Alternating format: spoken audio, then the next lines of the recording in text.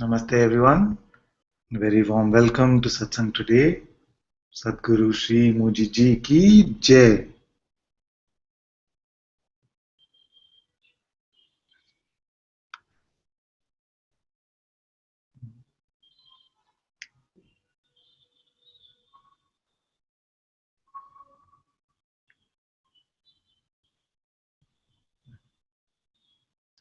So happy to see all of you. And if you're in the Hangout, the way to ask questions is to unmute your mic.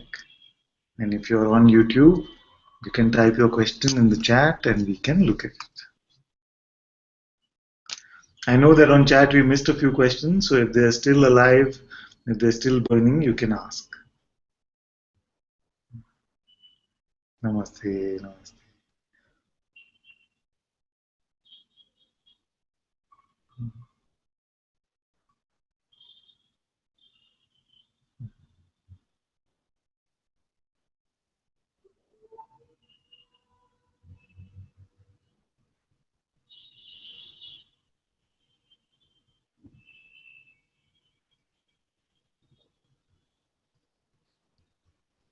So much love, Lucia. I'm so happy your internet is back. It's good to see you like this.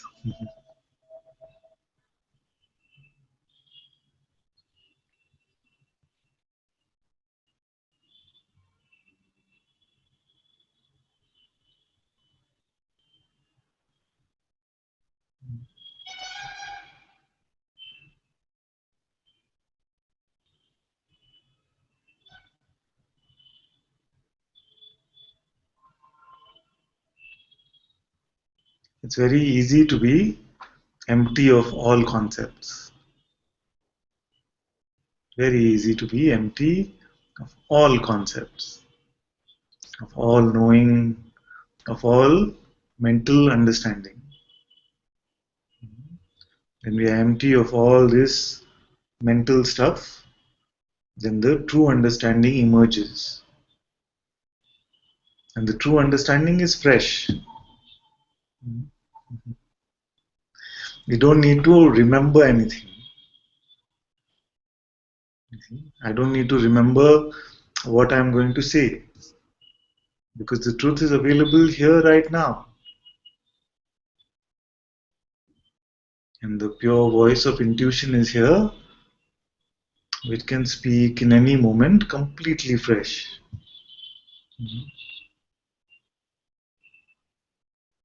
Therefore, we don't need to use our minds.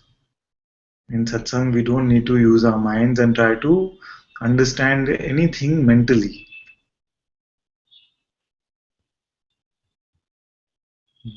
It becomes a struggle. If you're trying to understand the words of satsang through the mind, it becomes a struggle.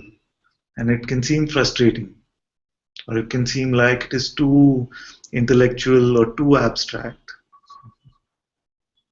Actually, it might be true that it is too abstract for the mind, because the mind cannot fathom it.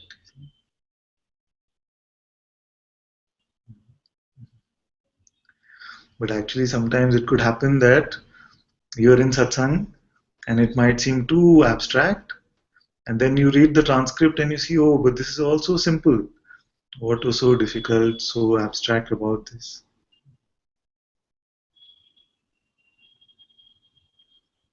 Here I find it being expressed very simply actually.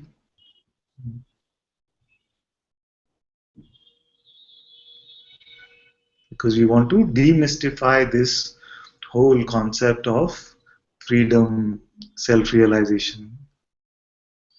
Too much it has been kept behind these curtains of mysticism. It is not required like this.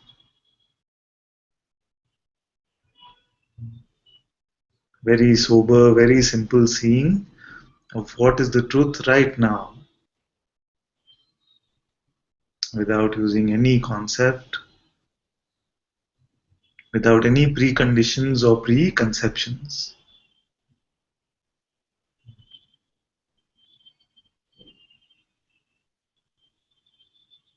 Simple like this, then your mind has no excuses.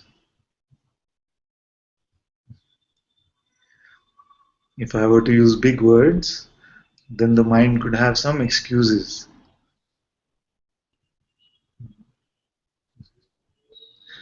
That's why actually instead of consciousness, I like saying the word being. The being, you see, being. Instead of awareness, I say mostly witnessing or seeing.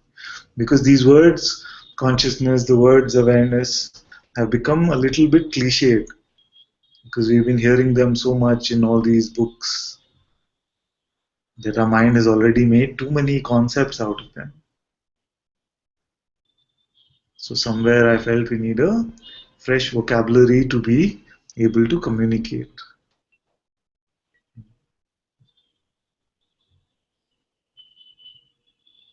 But if there's something still which you find which is too difficult or something which is not clear, I'm very happy to look at them together. Very happy to look at those things together and see how we can bring this simplicity to your heart.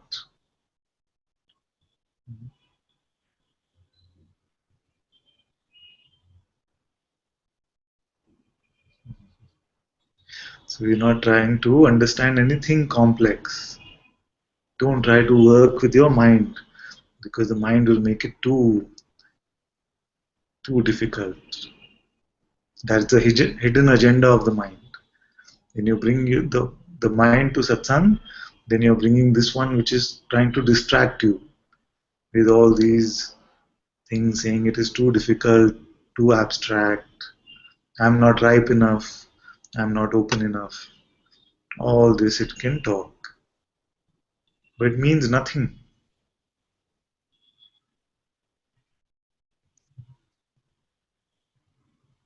Because ultimately, what is being spoken here? What is being spoken here is to just see what is here. So, what seems to be here? There seems to be an external world with all these objects, okay, that are visible to the senses, that are perceived through the senses. So, there seems to be this external world, and then there seems to be this internal world with these objects like thoughts, emotions, memories, imagination. So there seems to be this internal world. And we say, bundle all of this into one and let's call it the appearance. So let's call the external world which is perceived and the internal world which is perceived as the appearance. It's all appearing. Okay? So the appearance. And then the question remains, so who is all this appearing to? And what is clearly seen? That there's definitely a witnessing of all of this appearance, whether external world or internal world. There must be a witnessing. And what is my position vis-a-vis with respect to this witnessing? Where am I? And when you look, you find that you are this simple awareness, this witnessing itself.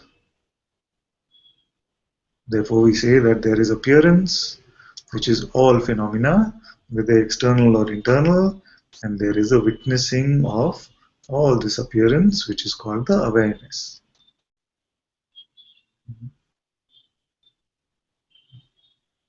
So, any trouble with this so far? Anyone on the chat? Anyone on the Hangout? Any trouble with this so far? I'm happy to repeat many times. I have no trouble actually. This is clear? So, this external and internal world, all phenomenal occurrences, we call the appearance, and we see that there is a pure witnessing of this appearance, and this I can find no distance between myself and this awareness, this witnessing, and that with which I have no distance, no separation, then I must be that, isn't it?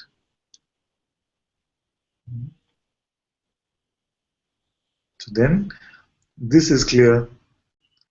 Now, what has the potential to cause suffering?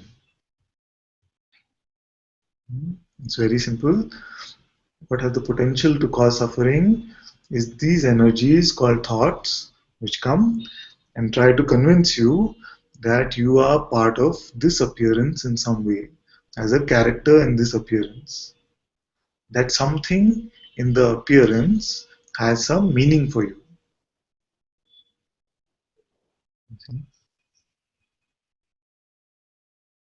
And the minute we believe that something in the appearance has meaning for me, this is called the separation, because it cannot have meaning to pure awareness. It cannot have meaning for pure awareness. It must have a meaning only to a concept of being a ego or being a person. So the job of thoughts is to convince you that either in the external appearance or in the seemingly internal appearance, there is something which is meaningful for you.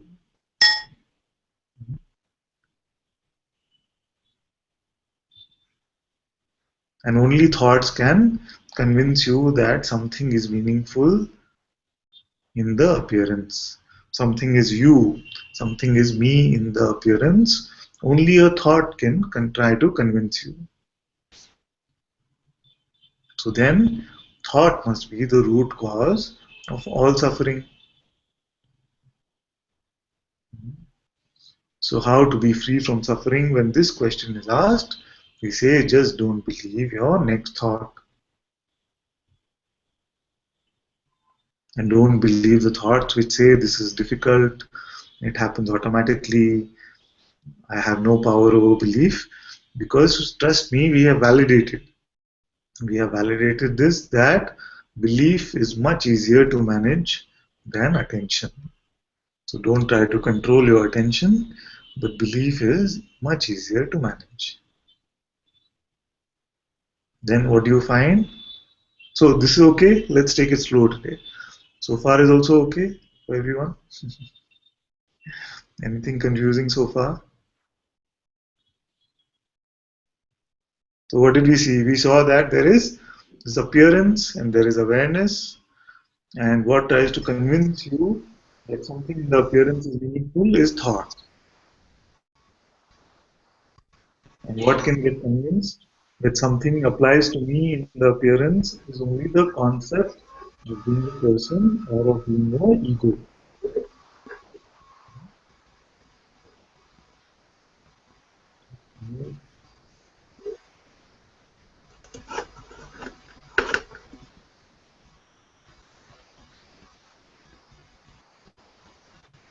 Then, when we see that only thoughts are suffering, then we have the simple pointing, don't believe your next thought.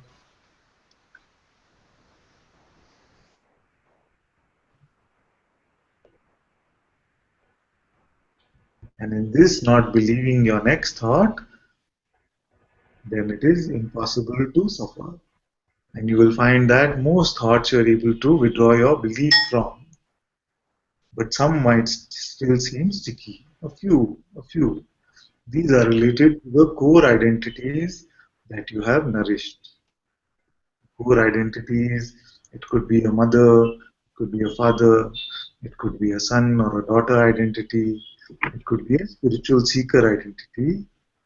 One of these or some of these identities which are nourished, these are the thoughts which will come and seem sticky to you.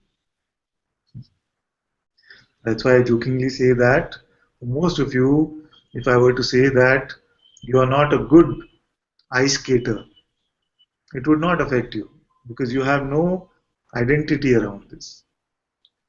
But if I were to say that you are a liar, then most of you would get affected by this because you have this identity that is of being a truthful or honest person, isn't it? But they are just energies, you see. The words you're a horrible ice skater is also a set of energies, and the words you are a liar is also a set of energies. So why is it that one set of energies seems to have more power over us than another? It is only because We have identified with something. Because we have identified with an identity of being something, and when that identity seems to get attacked, then we feel that I am being attacked because we think that I am this identity. So when something seems sticky for you, it means that this identity just needs to be transcended. We need to inquire and see who is the seeker, who is the honest person.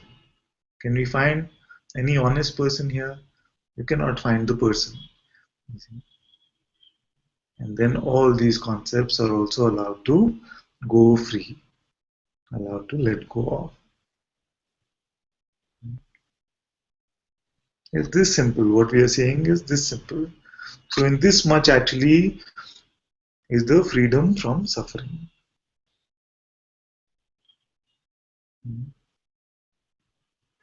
And I feel actually that we can make a highlight out of this, what has been spoken so far, because it captures this aspect very nicely in terms of what is freedom from suffering.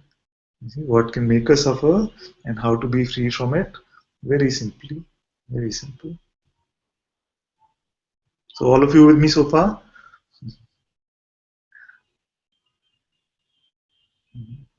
Is there anything confusing, anything too abstract or difficult to understand? You can ask, and I'm happy to look at it together with you and see what comes up.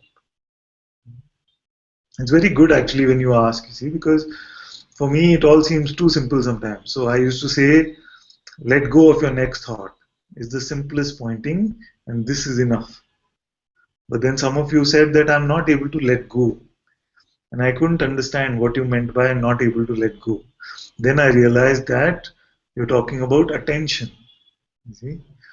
Whereas I was primarily talking about belief, you were talking about attention. So it's very good you asked because then I was able to say, don't believe your next thought instead of saying, let go of your next thought.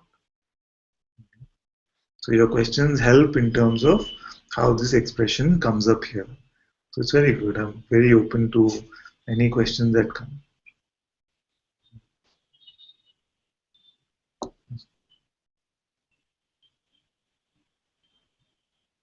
So do you all feel that in this much you have what is necessary to be free from suffering or no?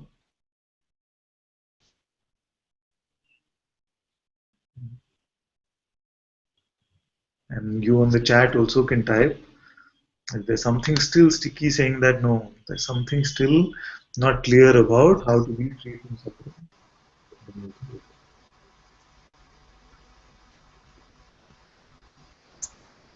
Yes. So Jasminder says, can we go over? Okay, Anna says something first. Okay. Yeah. I just wanted to say that I can understand what you say, and it sort of seems to be happening. However, it's a kind of undefinable, kind of energetic feel of thought, past, sometimes I think even past life kind of content that cannot be seen clearly, but it's kind of there. It's kind of there. I don't know, behind where exactly. You kind of find it exactly, but it's kind of there. Chattering, not loudly like this in particular, that in particular, or a loud particular thought. And yet, you know, many thoughts, if you wish, you know, a kind of big bag or big, huge stream of something undefinable and yet kind of operating. And of that, I feel attached, or I feel like it's with me.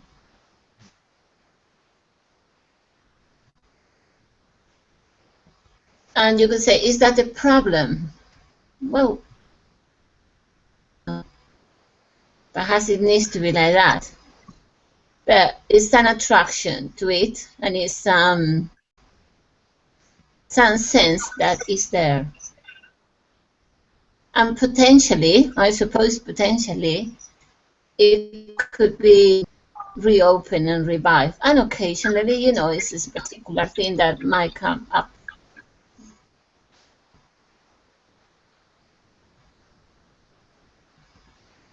So already when you say that it's there, you said that it's there, you see. When you say it's there, then can we bundle it into this heading called appearance or no? It is an appearance, isn't it? It is an appearance, but it's some kind of connection with it. Yeah, so what can be connected? Let's see. So it looks like an appendix. It looks like it's part of my the psychic kind of, I don't know, walking here. So it's just kind of shadowing me. It's kind of an invisible kind of robe or something that hangs from me.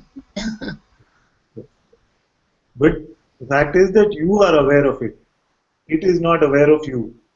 So there is an awareness which is aware of this, no matter how subtle or invisible it might seem. The fact is that you are able to report that something energetically is there like this. And it gets mixed up with thoughts, it gets mixed up with emotion, all this happens. You see? So for awareness, all of this is also an appearance.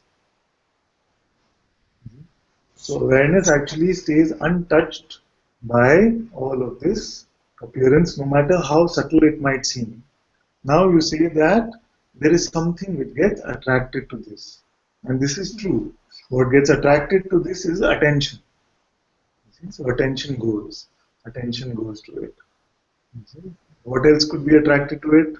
It is primarily attention, and then because we feel that belief is also out of our control, then sometimes it seems like belief also automatically goes.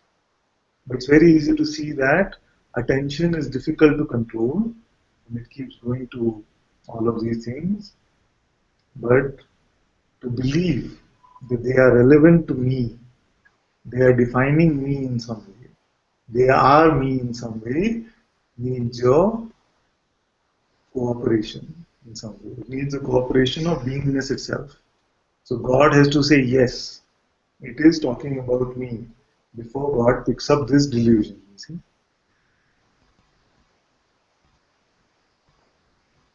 As I'm speaking, I noticed that kind of energy defines itself a bit with something that I find more than once when I've been in satsang. Sometimes it just came up, and this is a kind of identity of being a man in a past life or something, and that's kind of, I don't know why, you know, it feels like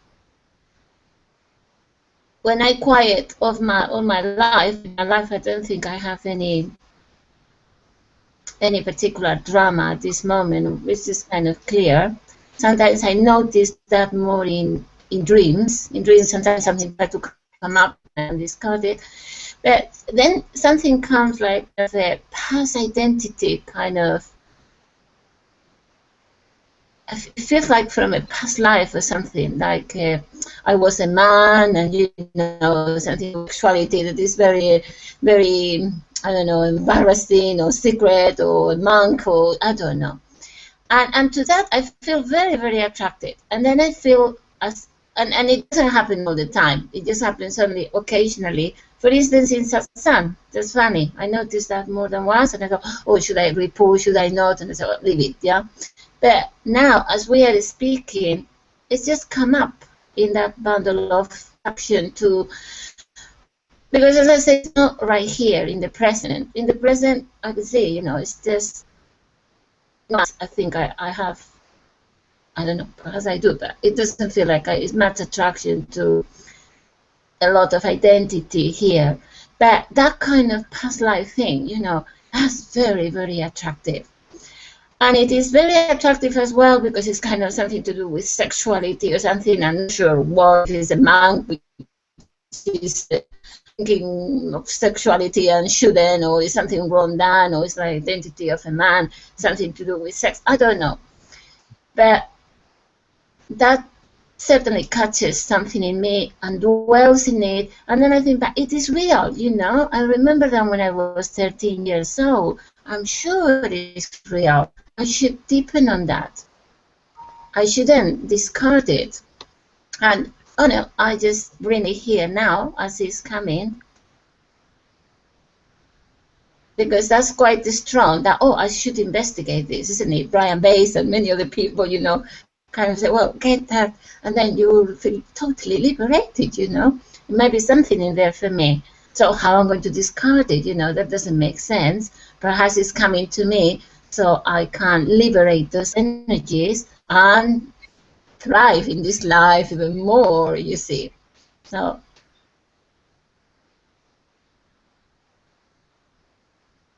Okay, so a few things I hear to say about this. So one is that just be completely clear that if something is coming and are you still here because your image got frozen? I want to make sure I'm not just speaking and you are not here. Can you okay, I can hear you now. Yeah. Yes, you can hear now? Okay, good. Yes, I can hear you now. So just be completely clear that firstly, what is coming and going is not real. The self that we are looking for must be the ever-present self. Because I'm not interested in a God, I'm not interested in a self which comes and goes. So this one we are looking for must be present here and now, unmoving, unchanging, untouched. So when we talk of reality, let's talk of the ultimate reality, which is ever present. The second is this experience of past lives and other identities. And I also have some experience of this, having done some processes in the past and gone through some identity and different genders are also possible, like you said, to see. And they seem so real. I know what you're saying. It seems so real that we were this is who I was. It seems like it does seem like. But the fact is that time is also appearing in service to your being. So there is no such thing as past or future life. All is this play, which you can say is happening concurrently. Like right now, like sometimes I jokingly mention that there seem to be two or three lives which seem to be happening here concurrently. And there is no way for me to distinguish between which is the true adventure, which is really happening. All of them seem just as true. So one is this adventure of Ananta, as I jokingly say, this one is happening.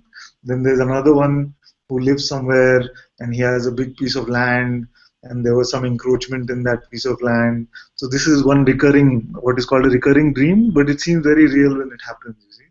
So that full story is continuing and every day that adventure continues. Then there's another one who is like a different type of guru, who sits on a big stage and there are many, many followers he has, and he's a very popular guru. So that adventure also continues. So there is no way to say which is the true adventure, which is the dream, and which is the waking. All of them seem the same. And all of them you can say are past life, future life, premonition, deja vu. You cannot make out, you see. When they appear, they seem as real as this is appearing, isn't it? It seems as real as this is appearing. So the fact is that all of this, whatever might be appearing, is the appearance. But no matter what the appearance is, I can find that there's a pure witnessing of all these appearances, and I can find no difference, no distance between myself and this witnessing. And I can find nothing in the appearance which completely defines me. Because anything that is seen, there is a seeing behind that. I cannot be that which is seen, because I am the one which is seeing. So no matter what the content of the appearance might be, it might be exciting, it might be interesting. You see? So it can happen that sometimes when there's strong dispassion with the content of this life, the mind can play out some memories or some future predictions of some other lives, just to keep you embroiled in these appearances again. But whether you are man or woman, whether you're that one or this one, who is the witness of that? And does that make a difference to the witnessing what the content is? Whether the content is appearing as man or woman, is it making any difference to the pure witnessing?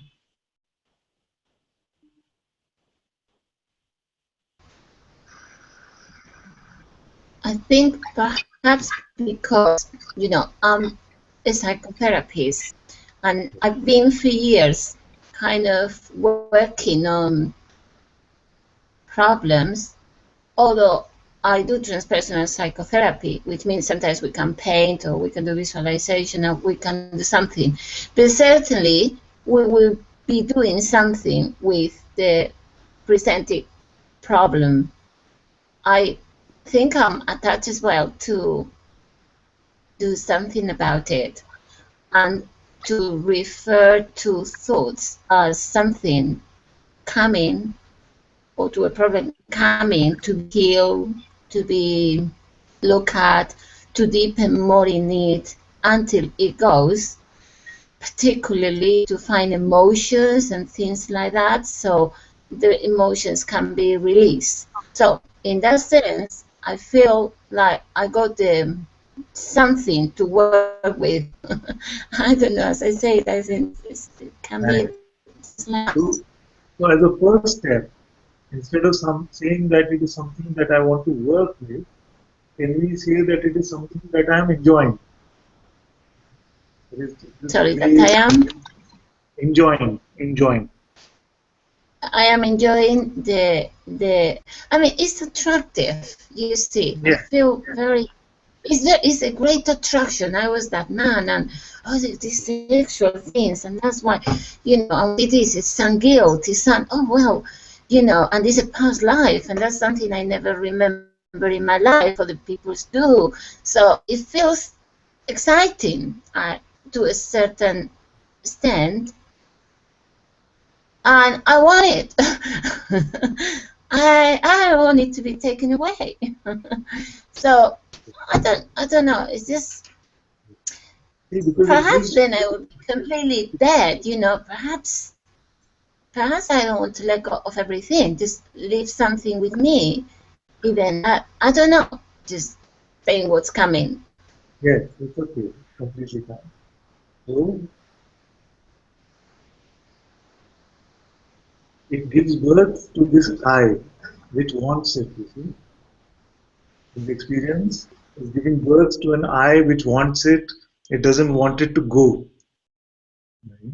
But it is possible to enjoy all these experiences just as the pure witnessing of them without giving birth to the I, separate I concept, I person concept who wants or does not want it.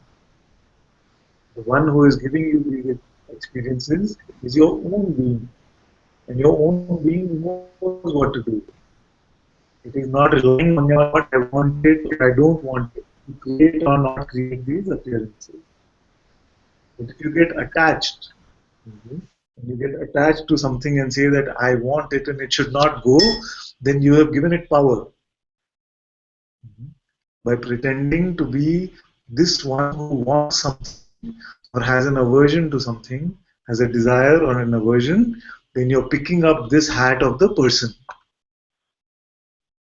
of a separate entity. But if I say, sorry for interrupting, but if I say, I don't want it, you see, it's coming, but I'm just going to not think about it. Could that be also to try to push it away? Yes, you cannot say, I won't think about it, because you are not creating your thoughts in the first place. Thoughts are coming and going. Thoughts are coming and going on their own. You do not know what your next thought will be. They just appear and they disappear. They appear and they disappear. So instead of saying, I'm not going to think about it, you say that thinking can happen, all thoughts are allowed to come and go, but I will not give it my belief.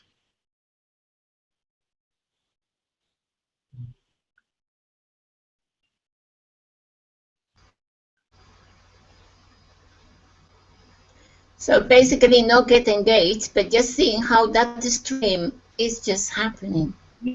Yes, you can watch it And like a let movie. it happen, and let it happen until it dissolves by itself. Because at the Yes. moment, because of this sun, sometimes I try to say, no, don't come to me, and then I feel, no, yes, just come, no, come, and I'm kind of attracted, and pushing it away, or feeling guilty about attracting it, or even the fact that it's there.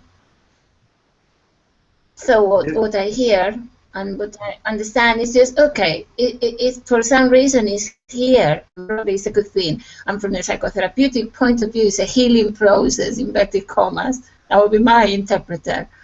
Yes. So let it be, and it by itself, it will tell you where it needs to go. That's But very then it right. comes, okay. But then it comes. So why don't you go and find someone to do a past life regression? Why don't you go and get all this? And I don't know. And even that you will watch as an appearance.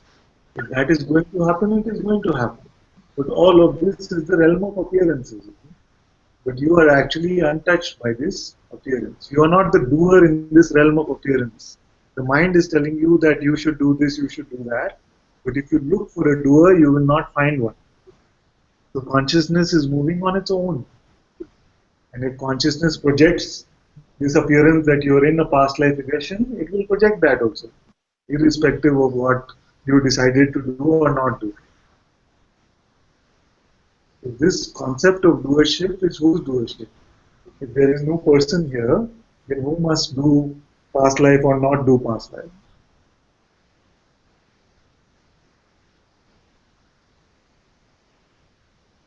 So just remain in the present and allow. And if like this end up being something that's okay. If not, that's okay as well. Yes, yes, Yeah. exactly. Then we take away all this burden of imagined decision making, imagined meaning. We take away these heavy burdens which we seem to be carrying. And then without this, we allow everything. All appearances come, go. It might be that other appearances start coming, some other past life starts appearing. It's okay. Actually makes no difference to what you are.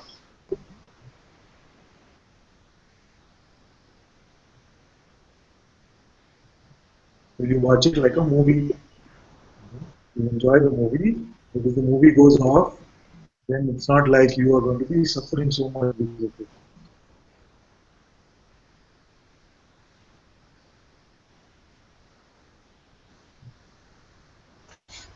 What about these mental formations that happen? What's that?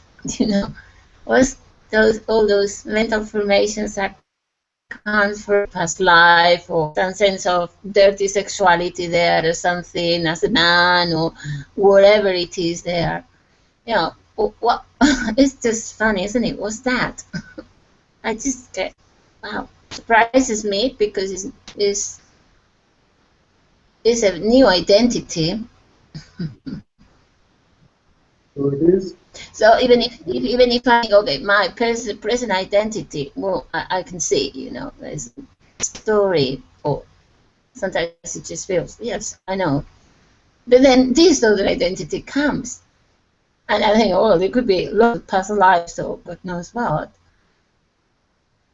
Anyway, I'm just surprised, and simply surprised. Yes, yes. It can be very surprising because we never know. And as a psychotherapist, maybe you can explain it better than I can, that many things get repressed in our conditioning. Many concepts, many like things like sexuality or concepts about sex, they can get repressed or pushed away somewhere, and sometimes they need to get released. And then consciousness can get rid itself of all these concepts in this way also. So just know that consciousness knows what it is doing. You are not to invent the idea that I am a person or I am an ego, and just enjoy what is coming and going without saying that this is meaningful for me. Because the real you is the pure witnessing who is unconcerned, who is witnessing unconcerned all of this coming and going.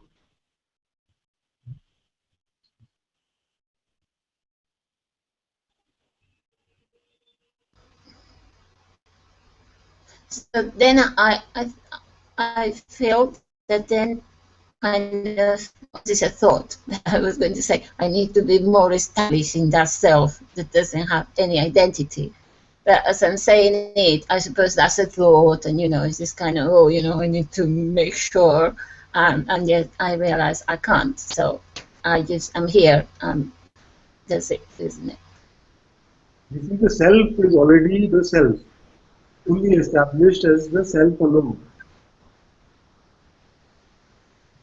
You cannot move out of the position of awareness. So like you rightly said, it's just another thought which is speaking to you as a person. It is not saying awareness needs to become more awareness. It is saying that the person needs to establish in awareness. But if you are awareness, then you are already the awareness itself. You cannot be a person and awareness. You must either be a person or you must be awareness. And you see that no person is here, therefore I must be this awareness itself. So What all is these kind awareness? of past lives that I remember, even when I was 13 or something, I remember once looking in the mirror and just kind of having this flash of something. I felt almost like a man, I can assure you, that was quite clear that it was something there very, very strong. And all that is another, is is picking up identities of the lifetimes, yeah, and identifying and not having this identify from that one. Yes, it must be, isn't it? Because you are, when you check in every moment, what are you? You are the awareness itself. You can never be any identity. You cannot be any person, no matter how attractive the concept is. You can only pretend. And anything you pretend to be, it might seem attractive at first, but will lead to something. How long can beingness pretend to be a person?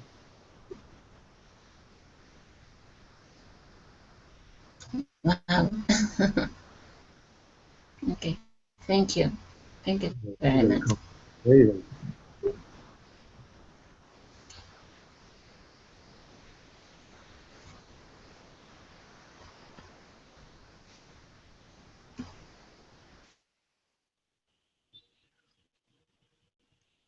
Okay, we missed quite a bit of the chat.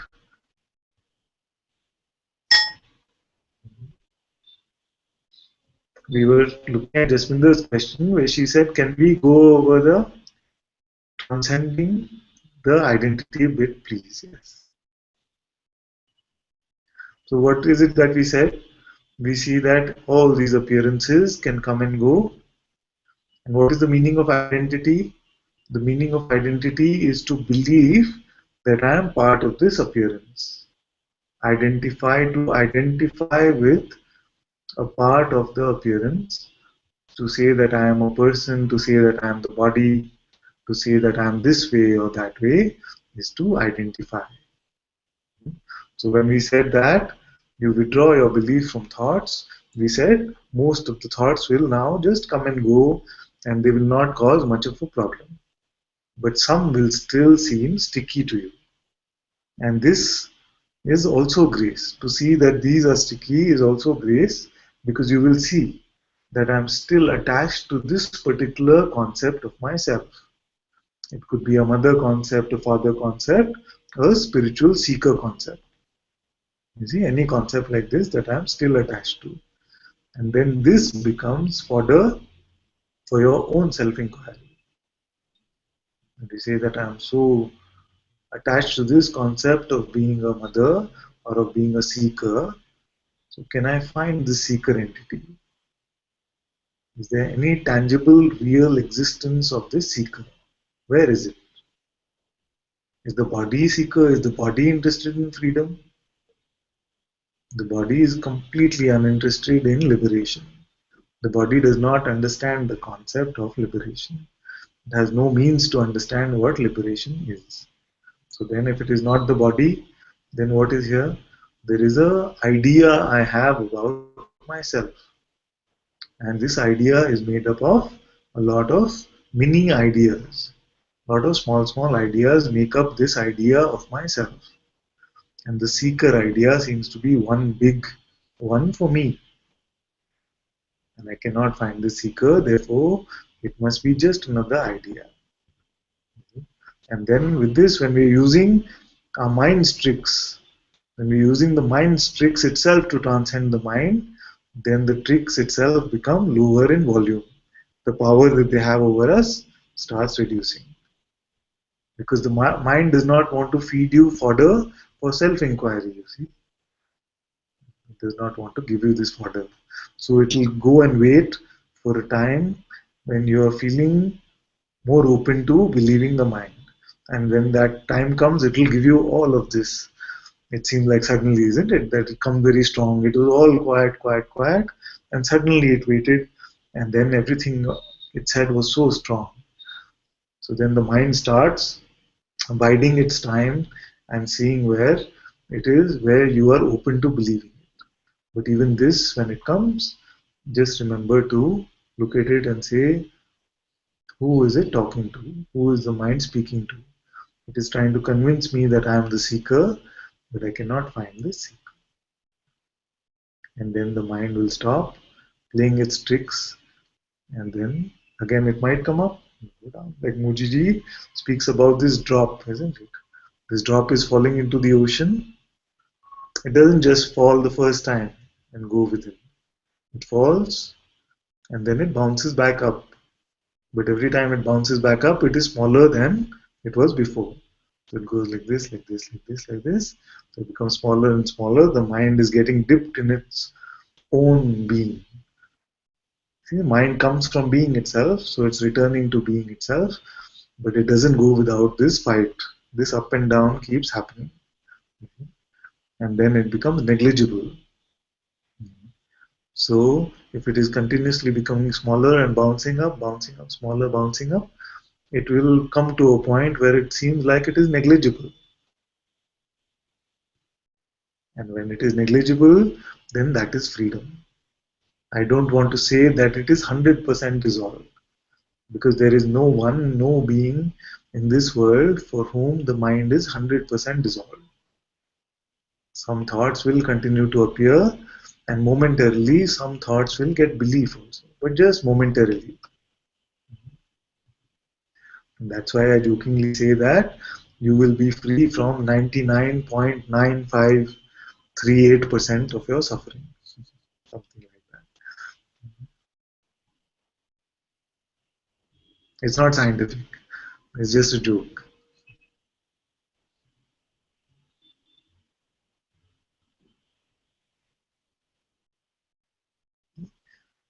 So I hope that clarified your question a little bit, little bit.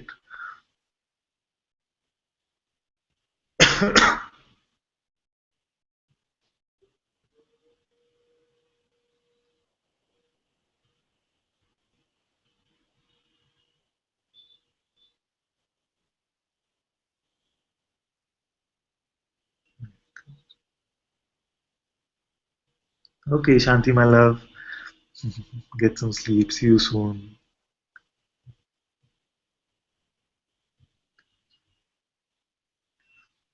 Okay. Bhagwati ji said earlier, for a time now, I have found words in satsang to be quite detached from experience, but I continue to sit and not be concerned with the words. This is helpful today, but there is a distance from the words here. There is no concern for me because there is an understanding without the words. Yes, yes. There comes a point where there's such a deep understanding that the words just then are heard like music. You just heard, you enjoy the presence of the words, and it is all, nothing is being given to the mind. But the words are reaching home, consciousness speaking to consciousness. It's good. Yes. It is difficult to express in words also, but that is fine. All words seem to sound the same here, but the meanings you describe are experienced here. This is very good. So then it happens very naturally that you're not in satsang for the words. You just enjoy the presence of satsang. Just the presence is enjoyed. And the words are heard as some music which is playing beautiful, but maybe in some other language which is not even understood by the mind.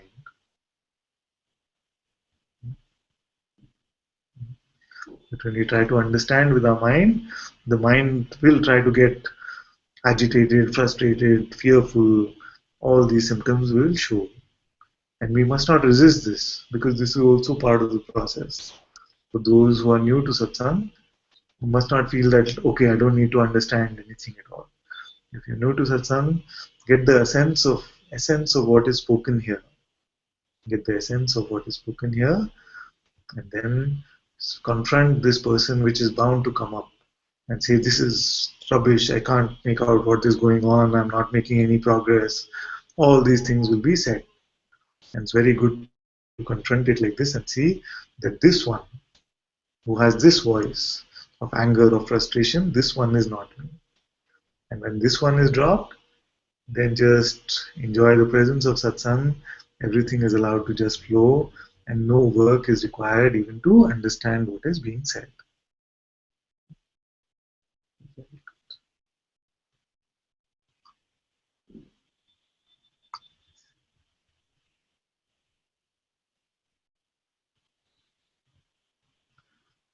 Okay.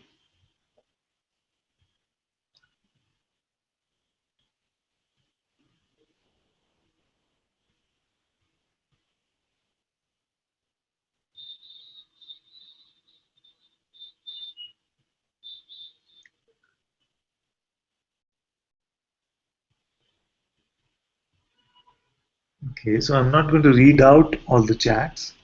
I am reading all of them, but I won't read it out unless there is a strong question there.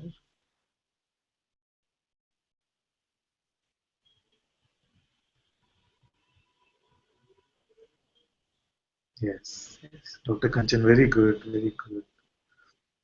Tara, it's clear for you. I see you on the Hangout. So it's clear. That's good, good, good.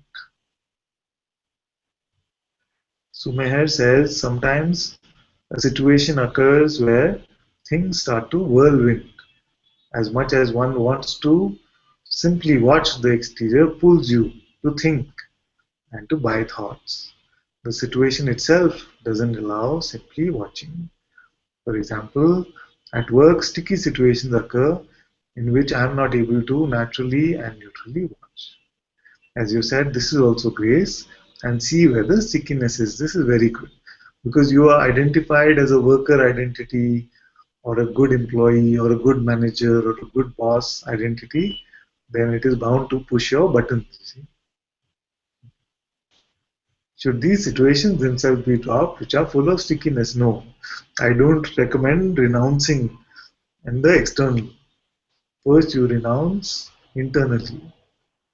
Renounce internally these thoughts, and then automatically, if these situations change, then allow them to change. You must not pick up the concept that I am the doer and I must do something. You are always only the witness. Because the mind will come and say, change your situation. The only situation that needs to be changed is your belief in this mind. See, consciousness does not need a person's help to run your life. And God does not need, I'm trying to speak over this jet plane which is flying.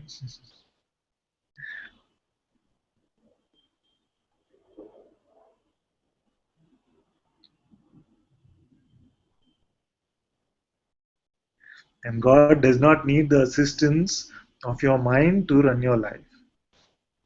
Why would God need the assistance of this mind? God knows what God is doing.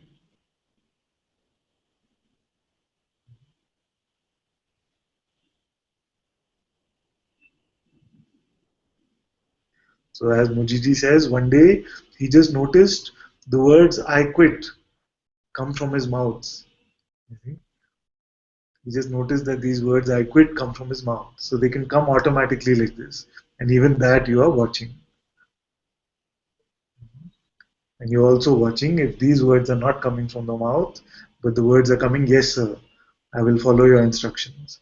It can be anything, but you just allow whatever is flowing.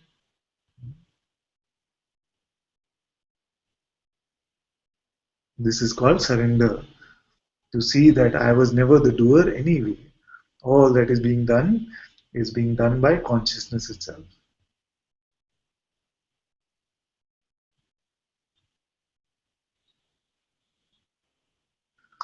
Jasminder says, much better, but some confusion still remains. We'll ask again. Thanks. Yes. It's good if one day you can come to the hangout, come to the hangout as well. Then we can have a conversation like this, or you can come home actually whenever you like. You can come here. We can talk.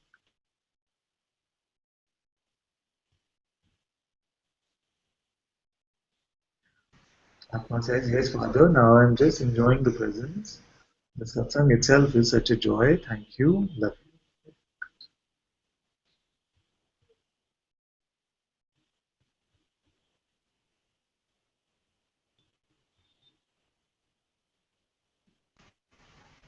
you. Uh, the mind The mind always says something. always says something. Right? Right? Yeah. There is an echo. There is an echo. Then echo. I'll mute my mic while you speak. Okay.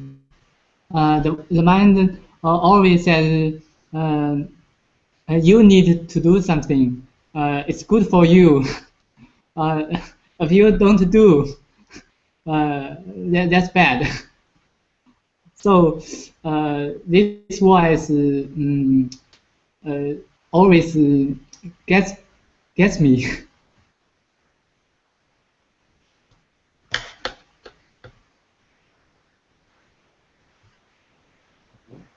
It will not get you for too long because already you see that it's a voice which is trying to convince you that you are a person. Already you see this. How many of your friends see this? Everyone thinks that it's their own voice. Everyone feels that I am talking to myself. You see, they feel it is their own voice. Whose thought is it? You say it is my thought. Most people. But you say there's this voice of separation which is telling me you should do this, you should not do this. Okay? So already there's so much distance that you're able to have this seeing from a distance that this voice is saying these things. So already you are far from it. Already far from it. Because you see it is there, it is not me. It is an appearance which is arising within me, but it is not me. Uh, I find that some fear and some uh, ashamed emotions is can be very easily to get me. When these emotions happen, then um, it's very easy to identify. Okay, so let's also explore this. Let's explore the concept that something can get you. Who does it get? Who can it get? Get me means what? Can we see and tell? When you say it gets me, what does it get? It only gets your belief, you see. It doesn't get anything else. It only gets your attention and your belief. What else has it got? Has it got any seeing? Has it got any consciousness? No. It cannot touch the being and it cannot touch the seeing. So when you say it gets me, you are referring to only your attention and belief has been given. It doesn't matter. Ultimately, even that doesn't matter because it can never actually get you. You see? Only it can give you the sense that I am suffering. Only this sense that I am suffering. So how to get over this sense that I am suffering? Just by continuing to not believe the next thought. So then, as it goes along like this, even attention and belief will start withdrawing from the mind. But rest in the understanding that it can never really get you.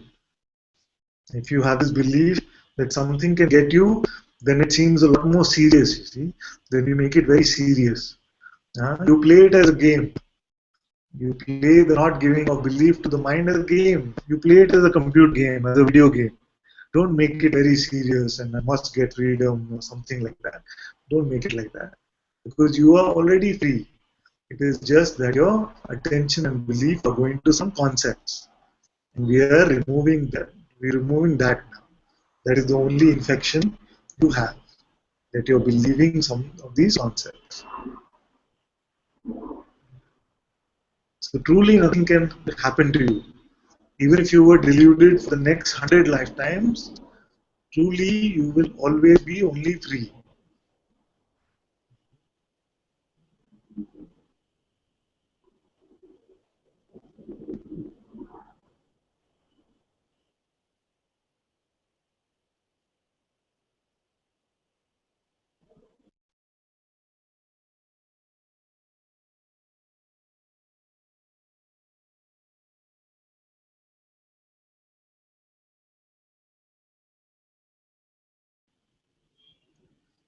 So good to see like this. Find out the me. Find out who is this me that it seems to get. Huh? Look at this. Every time you feel that it gets me, oh, it gets me. Let's see if this me is real or not. Is this me real?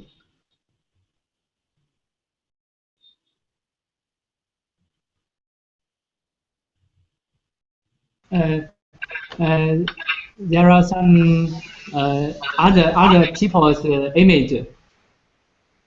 So I think there is me.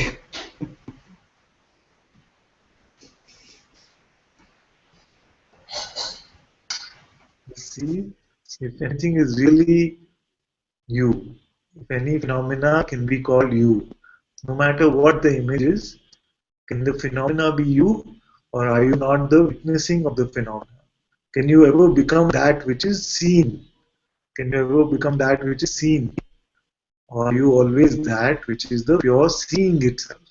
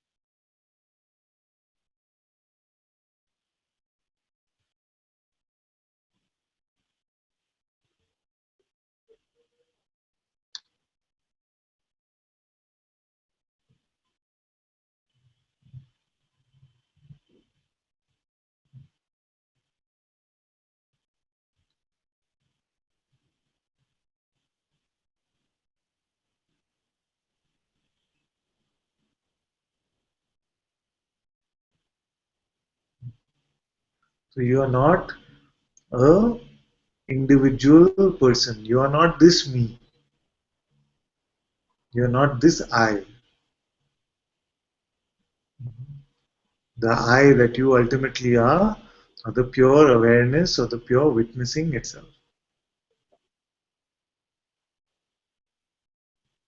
Whether you believe this or not, whether you see this or not, Whether you believe you're a person or not makes no difference. Actually, the fact is you are always this awareness alone. Yeah? And in the presence of this awareness, there is the birth of this being, pure consciousness, which has the ability to pretend. It has the ability to pretend to be a person. And when it pretends to be a person, then it pretends to be suffering. So all satsang is for a pretend problem. You are pretending to suffer, and I am pretending to get you out of this suffering. Actually, you are only the awareness alone.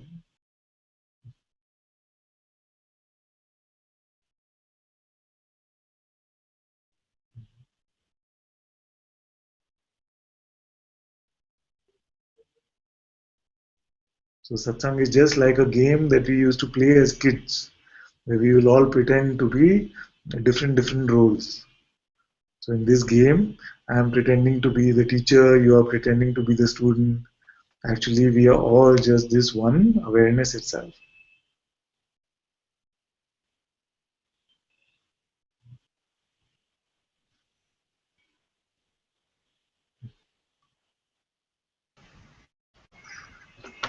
I get the witness. I get the witness. I find that in the back there is an identity. I need to handle this situation. So there is some something playing out of the mind,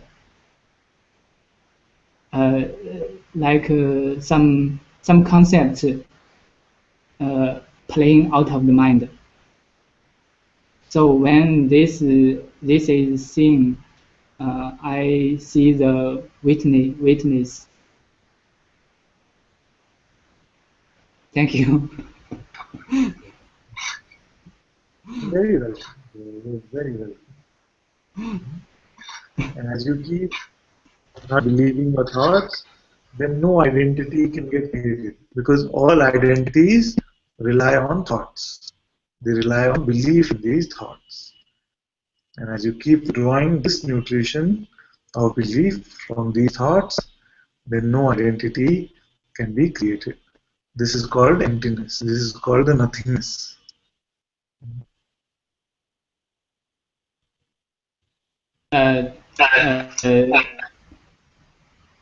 Before I do this clearing, then I needed some method, some ways. This way is all running out of the mind. You know.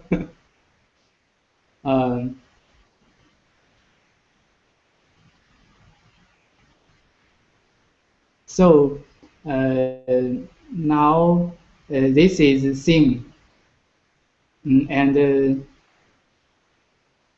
I see the very the immaculate witnessing nothingness.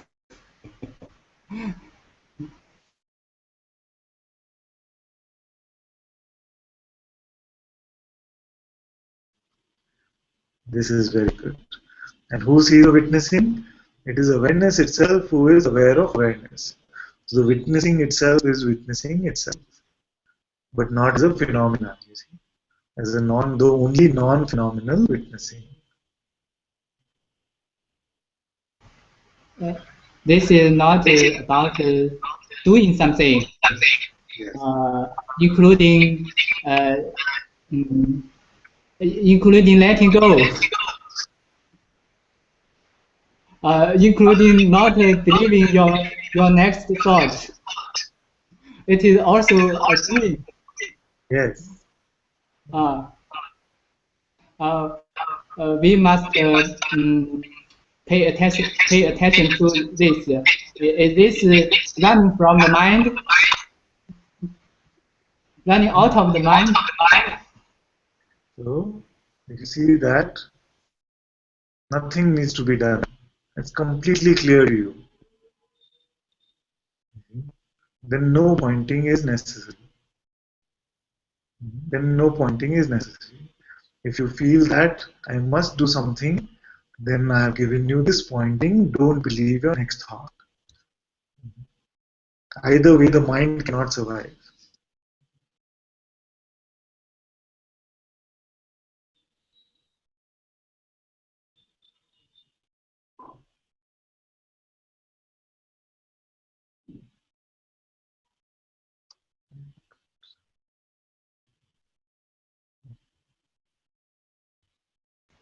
I think why this situation lasts is because the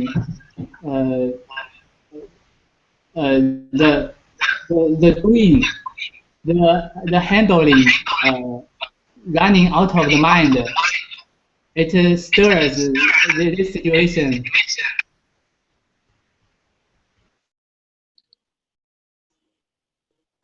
As long as we believe that there is a I who is doing something as a separate entity, then as long as that belief is there, then this play will go on.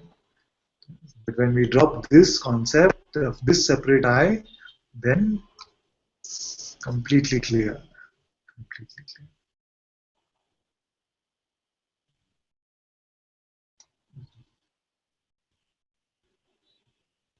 Very good. Thank you, my dear. Very good.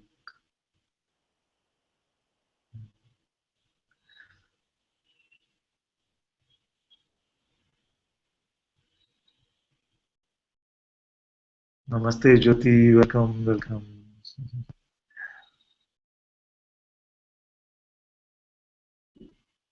Yes, pretending on both sides.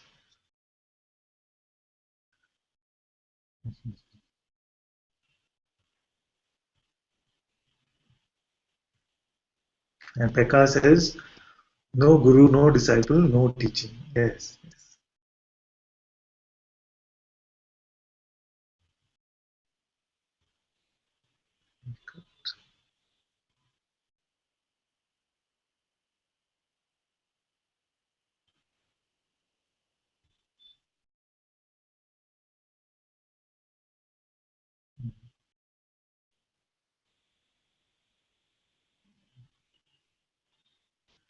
So should we just sit in silence for another 5 minutes before closing satsang today?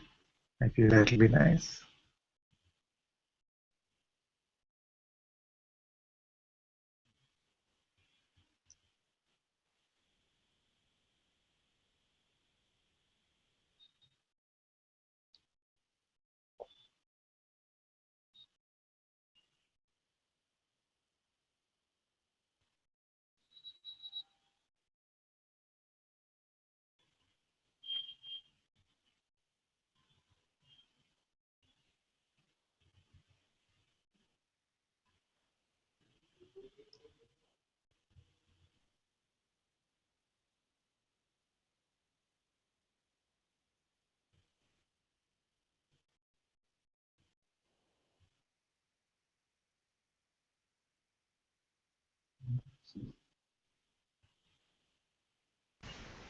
Can I ask something?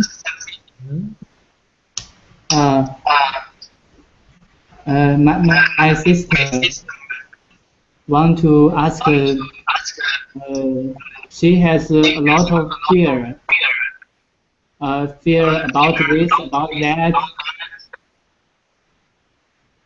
Yes, yes. Is she here? Yes. 你说。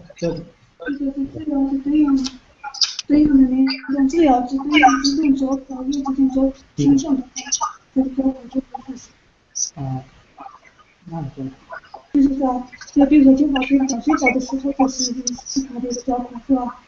比如说做梦的时候，这个状况，这个状况。She said that if in a particular situation, the fear will come. But is this Like Is this in Like any the- situation or some specific situation? like yesterday, asleep,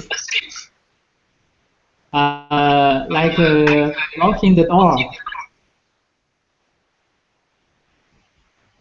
There was a knock on the door. Okay. Locking the door. Or locking the door. Okay. Uh, uh, uh, about being cold.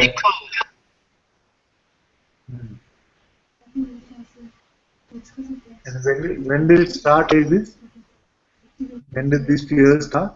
Did something happen or they just came on their own? What? When did the fears start appearing like this? When did they start appearing like this? Did something happen or on their own? Okay.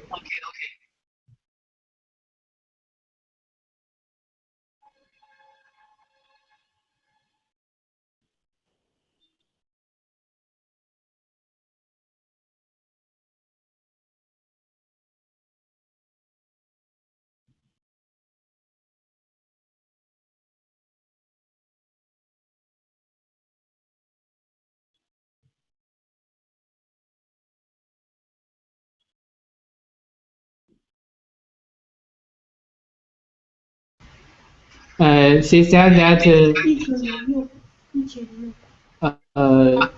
about a year when she when she thought about the sleep at night, being concerned about the sleep at night, she this thing will happen at night.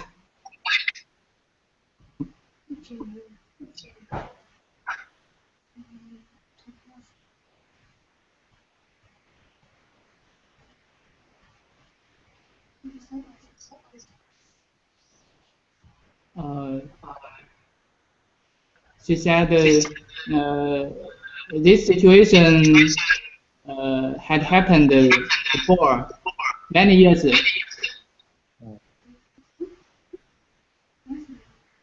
about 20 years. And she doesn't want to come on the hangout? She's feeling some fear about that also, or? Yes. Yeah.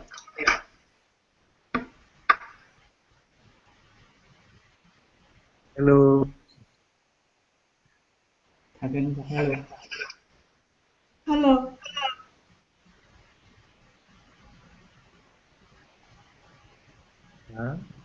He does not speak any English, is it? 他说你电影语都少不了。Yes. Little bit, huh? Yes. But is she understanding what I'm saying directly? Or she needs you to translate? Need me translate.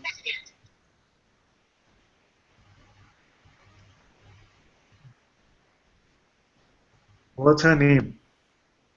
Her name is Hai Ying. Say again. Hai Ying. Hai Ying? Hai Ying or Hai Ying? His English name is Jaideep. Okay, you can call her Jaideep. Jaideep. Yes. Okay. Okay, so let's see how we can communicate. But what I want to tell her is that there is all of these things which will, when life is there, then there will always be things which are appearing and disappearing. See, the content is always coming and going. You can translate. Okay.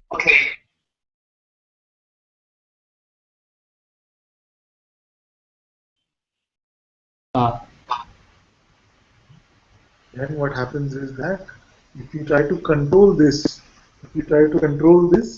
then it's very frustrating.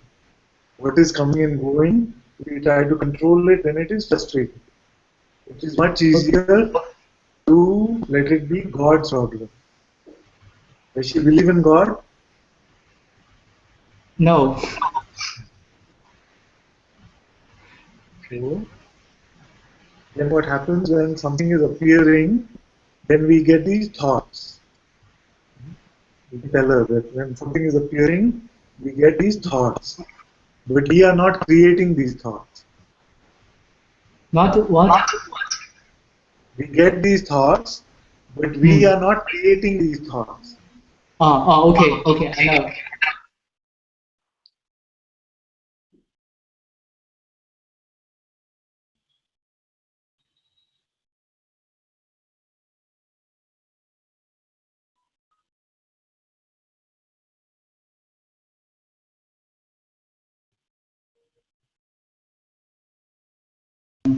Okay. Does she believe this? Because she can check, you see. She can check and see that she does not know what the next thought is going to be till the next thought appears. Okay.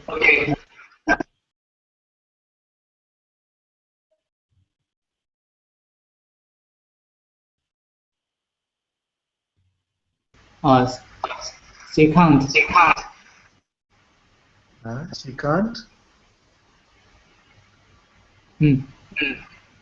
She can't what?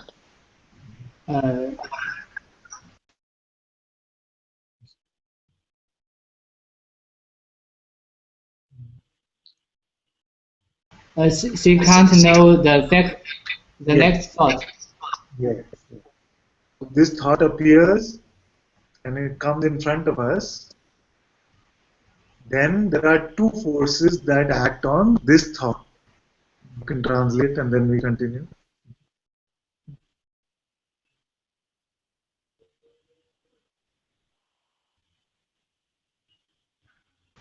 Okay. The two forces are the force of attention and the force of belief. Okay.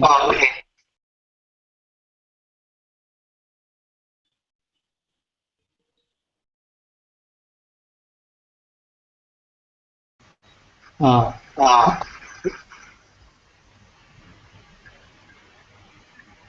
if we try to control our attention and say that this thought should not come to my attention, then it can be a problem.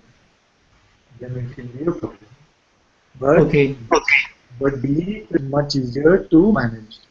You can translate.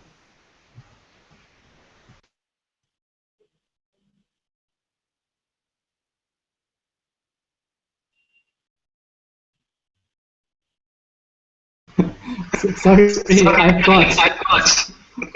Yes, what we said is that there are two forces, the attention and belief. If you try to control attention, then it can seem like it's difficult, but belief is much easier to control. Okay.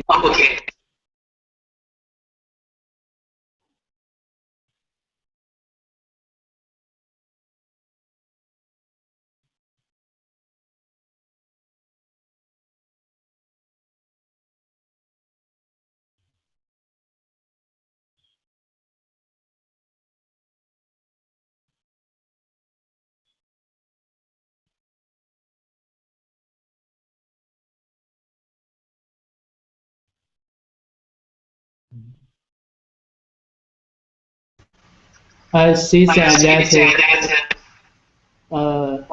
when the thought comes, the belief is very strong.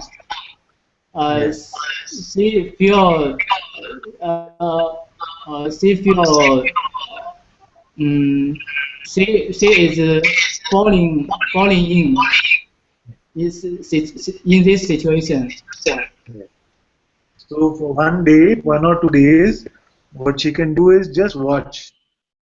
Just watch these thoughts coming, just see how attention is going and how belief is going.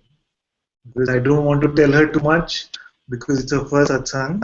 So just for 1 or 2 days, she should just watch this flow of thoughts and how the forces of attention and belief are working on this thought. Will she do like this?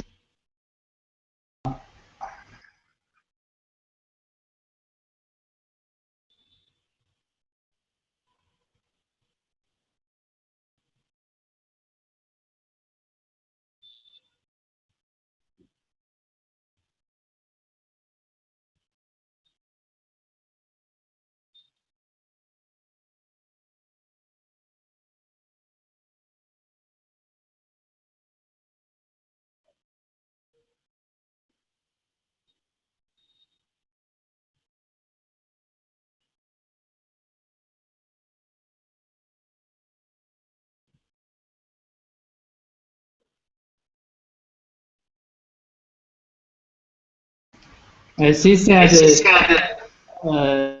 at in the day she can watch, but at night when the fear is very strong, so she can't do anything.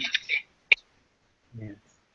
So even this fear will seem very like fear, like this, you see, strong, it will seem strong.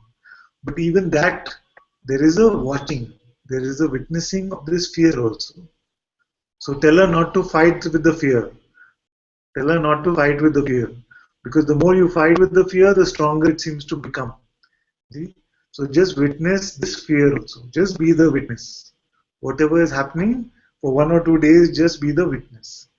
Then we will look at it more.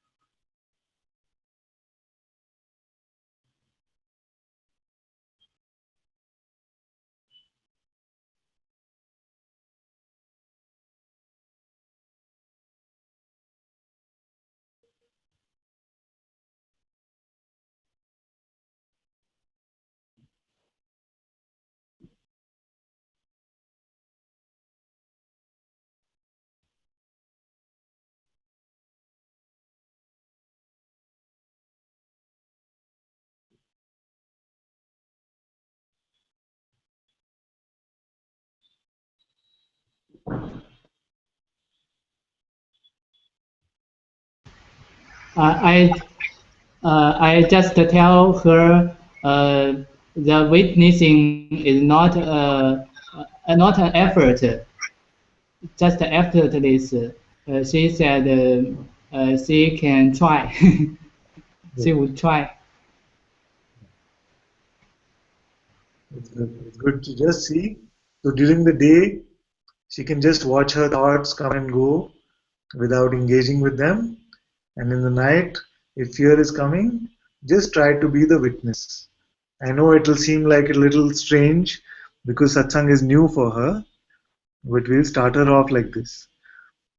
And then if she keeps coming, then all of this will get cleared up very quickly.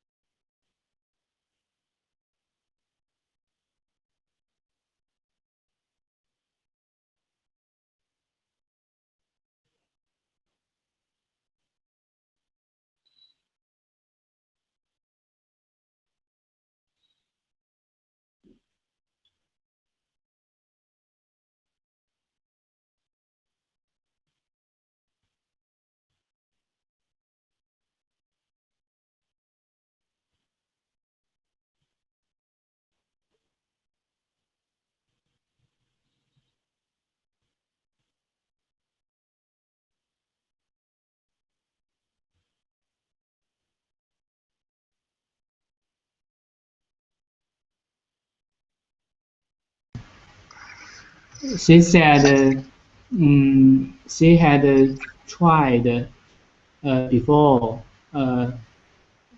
before to, when she sleep at night.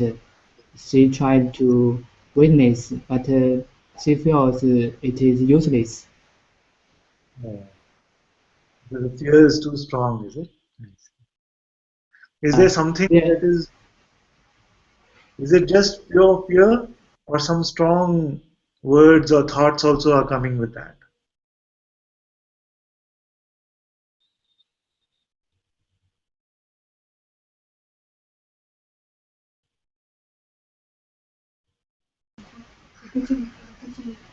She said there is a lot of thoughts, one after another. And what is the thought saying? What is the content of the thoughts?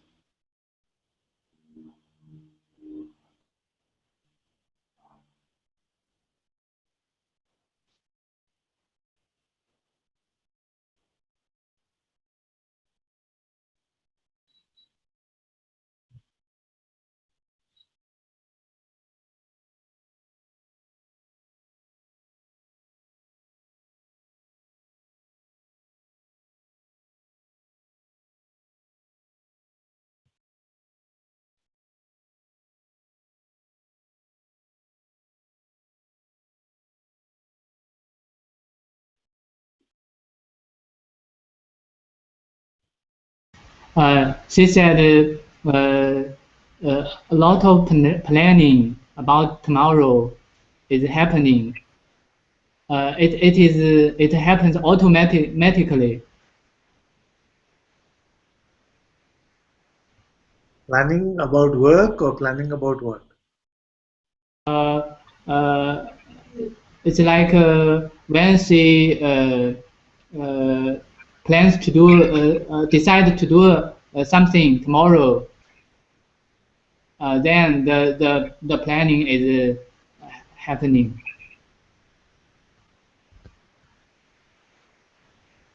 This planning is all useless, but it can't stop. Just like this.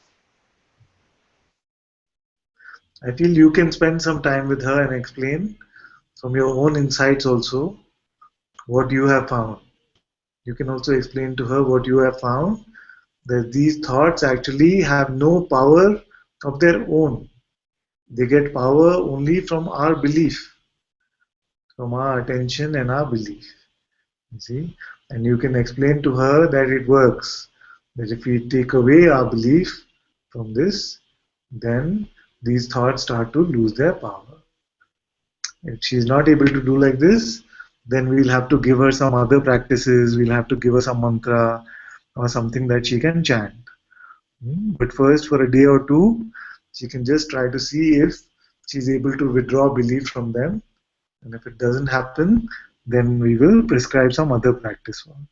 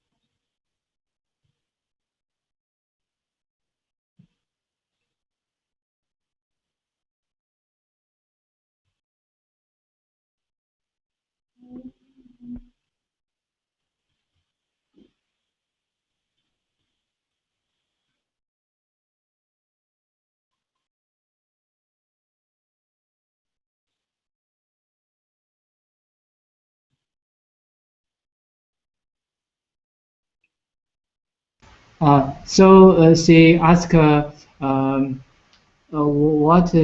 to do about uh, this belief. what to do about the belief. So it's Yes. like, yeah, so a thought will come that you must do this or you must not do this. Like this, the thought will come.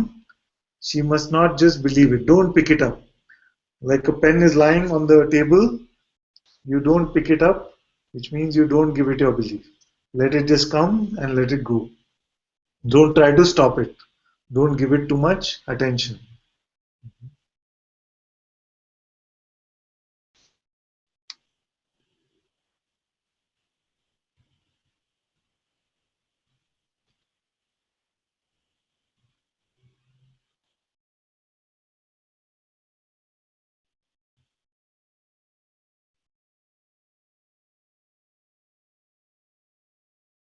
She said she is doing this these days. So you help her for another day or two with this, explain to her what needs to be done, and then if she is still struggling, then we will give her some practice to do. OK，他就能再给你说这么多。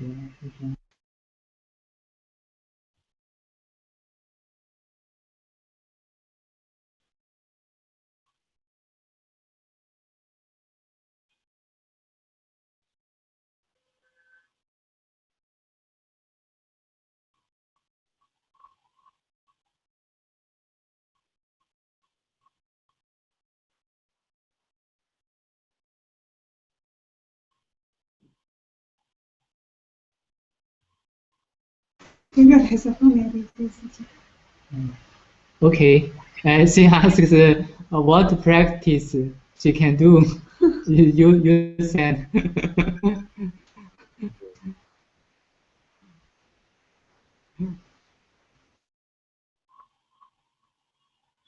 I will contemplate this and see what is the right practice that I can give to her.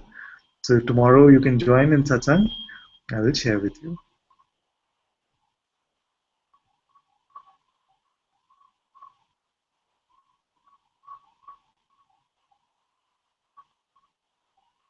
OK, thank you. 那可以讲了吗？没其他的问题。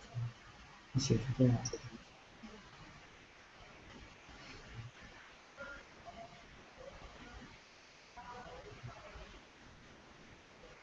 Tell her that my blessings are always with her, and if she stays in Satsang, then all of this will get cleaned up very quickly.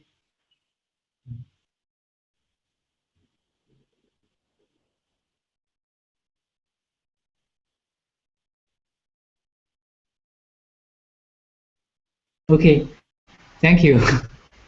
Thank you, my dear. Thank you.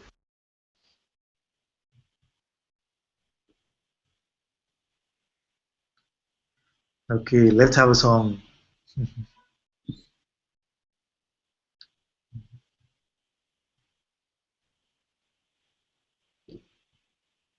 Do the two of you know a Chinese song that you can sing for us?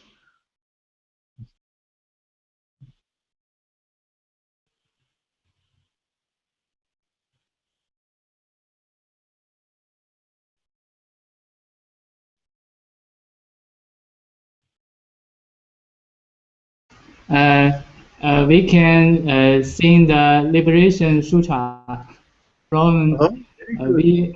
we learned it from Oneness University. Very good. Very good. 抄吧，就是抄介绍讲，对吧？OK。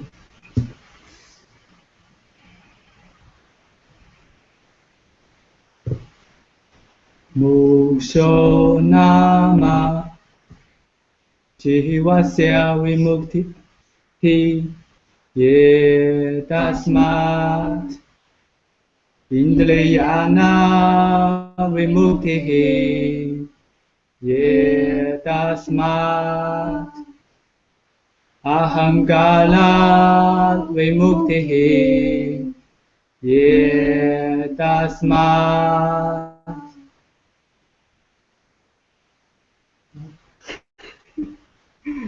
God.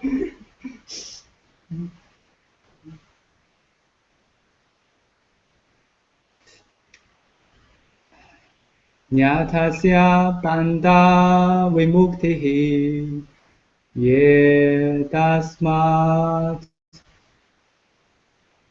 samajasya panda vimuktihi ye tasmat samskruti panda vimuktihi ye tasmat iti satyam satyami vasatyam iti satyam satyami vasatyam iti satyam satyami vasatyam. Oh,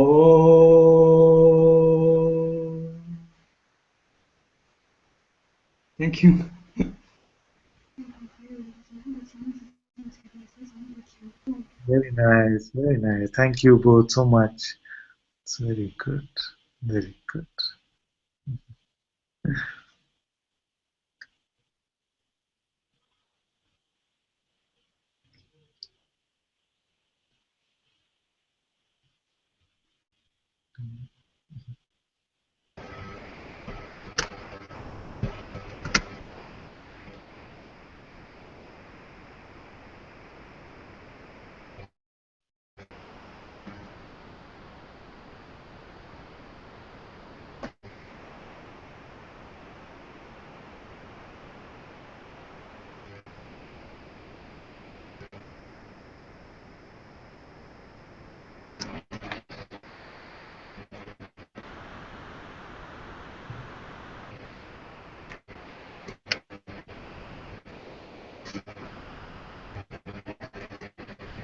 Mom, my dear, you have the invitation. You can play for us. Yes.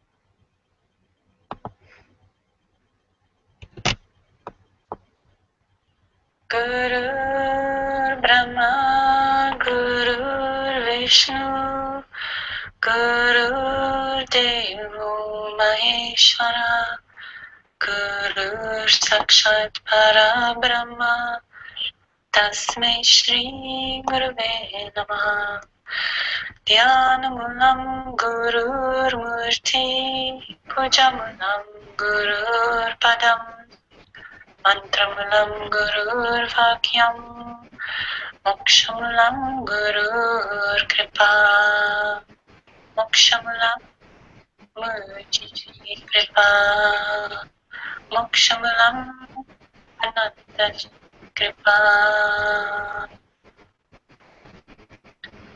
Sarvesham Swastir Bhavatu Sarvesham Shanti Bhavatu Sarvesham Purnam Bhavatu Sarvesham Mangalam Bhavatu Sarve Bhavantu Sukhinan Sarve Santu Niramya Sarve Putrani Pashantu Akasyat Bhakvave Masato Masat Tamasuma Jyotirgamya Mrityurma Amritam Gamya Om Purnamida Purnamidam Purnat Purnamadachyate Purnasya Purnamadaya Purnameva Vashyate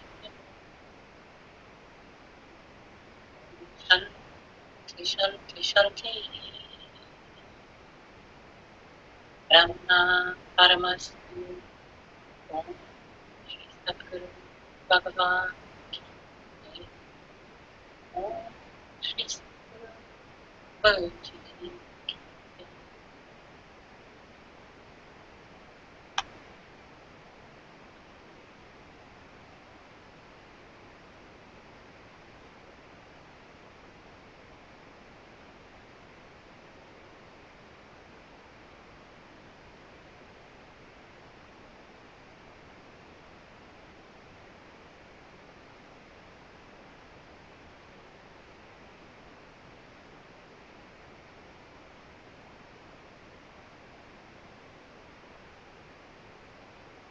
Thank you all so much for being in Satsang today. Satguru Sri Mujiji Ki Jai. Jai. Satguru Ananta Ji Ki Jai. Yay.